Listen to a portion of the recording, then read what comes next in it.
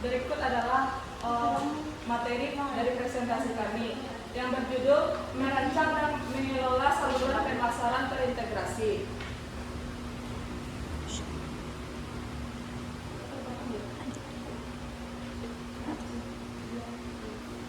Baik, materi pertama yang akan dipresentasikan oleh Rivo. Pada Rivo saya persilahkan. Terima kasih kepada moderator. Saya akan membacakan materi ini yaitu dari latar belakang. Latar belakang perencanaan dan pengelolaan saluran pemasaran dari integrasi muncul dari kebutuhan dari perusahaan untuk menjangkau konsumen secara efektif di tengah dinamika pasar yang semakin kompleks di era digital dan globalisasi saat ini. Konsumen mengakses informasi serta melakukan pembelian melalui berbagai kanal baik online maupun offline, sehingga perusahaan harus mampu menghadirkan pengalaman konsisten dan sinergis di seluruh saluran tersebut. Selanjutnya yaitu definisi saluran pemasaran. Saluran pemasaran adalah serangkaian organisasi atau individu yang bertugas memindahkan produk atau jasa dari produsen ke konsumen. Pulang. Saluran ini memakai peran penting dalam memastikan bahwa produk tersedia di tempat, waktu, dan kondisi yang sesuai dengan kebutuhan pelanggan. Saluran pemasaran dapat berbentuk langsung tanpa perantara atau tidak langsung. Pulang ya. Melibatkan perantara seperti grosir dan rekecer. Selanjutnya, pentingnya saluran pemasaran. Saluran pemasaran memiliki beberapa tujuan, yaitu meningkatkan efisiensi distribusi, memperluas jangkauan pasar, dan memastikan kepuasan pelanggan.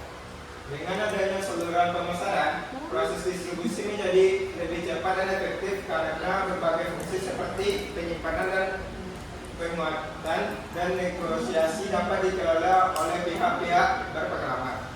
Selanjutnya saya akan kembalikan ke moderator. Lepas tuh. Baik, terima kasih kepada Rivo. Materi selanjutnya akan dibacakan oleh Arif. Terima kasih pada moderator. Saya akan mengajukan presentasi. Selanjutnya, fungsi utama saluran pemasaran.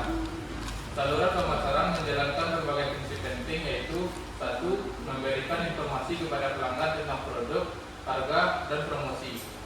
2. Melakukan promosi untuk meningkatkan kesadaran pelanggan terhadap produk. 3. Membantu dalam proses negosiasi untuk menyesuaikan kebutuhan pelanggan dengan penawaran produsen. 4. Mengelola distribusi fisik melalui pengangkutan dan penyimpanan barang. 5. Memberikan dukungan finansial untuk pembelian barang. 6. Mengambil risiko yang mungkin terjadi selama proses distribusi seperti kerusakan atau kehilangan barang. Selanjutnya, jenis-jenis saluran pemasaran. Saluran pemasaran dapat dikategorikan menjadi 1. Saluran langsung, di mana produsen menjual langsung kepada konsumen tanpa perantara. 2. Saluran tidak langsung, yang melibatkan perantara seperti distributor, agen, atau pengecer.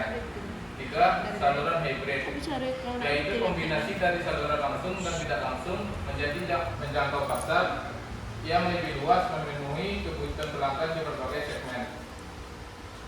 Selanjutnya, langkah-langkah merancang saluran pemasaran.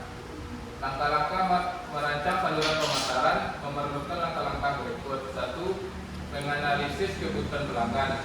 Perusahaan harus memahami kebutuhan pelanggan terkait lokasi, waktu, dan jumlah produk yang mereka inginkan.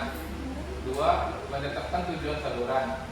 Tujuan ini bisa mencakup cakupan pasar, efisiensi, dan fleksibilitas distribusi. 3. Mengidentifikasi pilihan saluran. Perusahaan perlu mengevaluasi berbagai pilihan, termasuk saluran tradisional, digital, atau kombinasi keduanya. 4. Mengevaluasi alternatif saluran. Analisis manfaat, biaya, dan efisiensi dari setiap pilihan dilakukan untuk memilih saluran terbaik. Selanjutnya, struktur saluran pemasaran.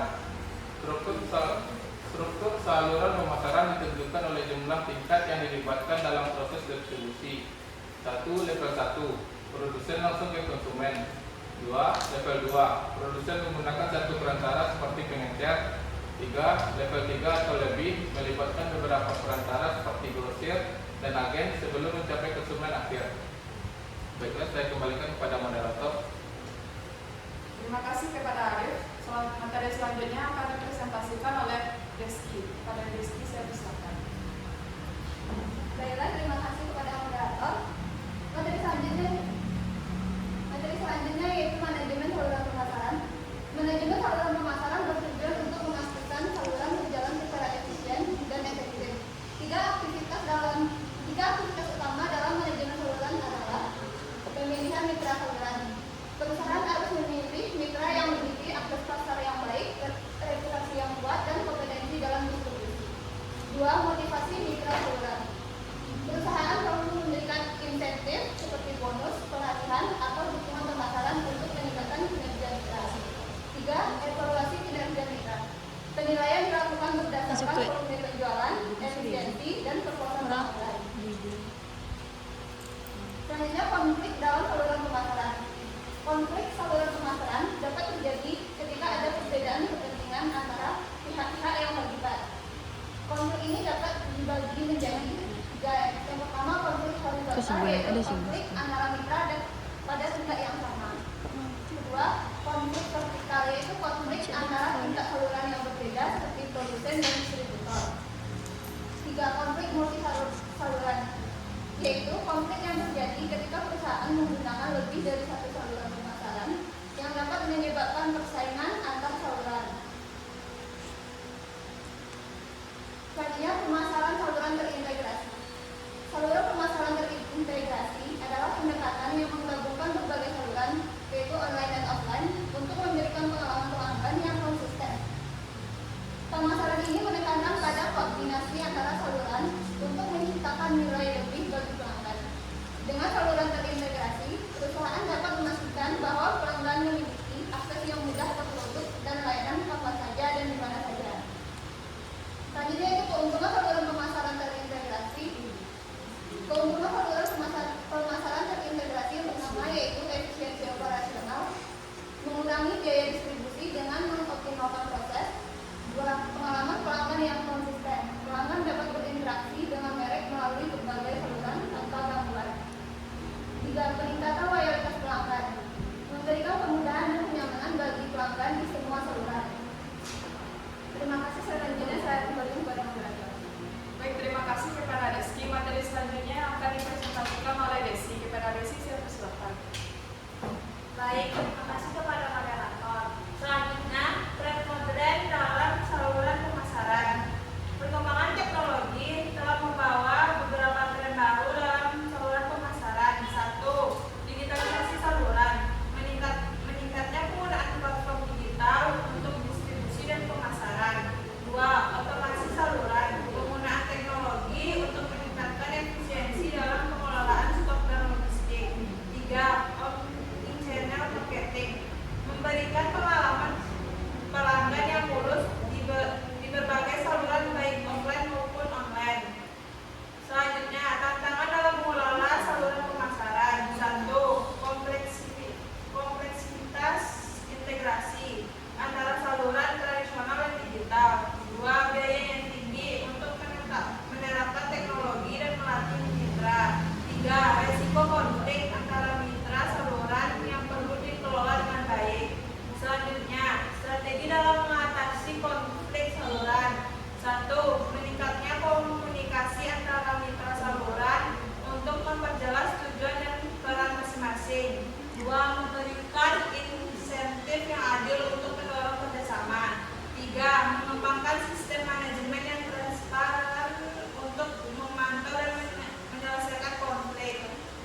Selanjutnya, kesimpulan. Merancang dan mengelola saluran pemasaran terintegrasi memerlukan perencanaan strategis, pemilihan mitra yang tepat, dan manajemen konflik yang efektif.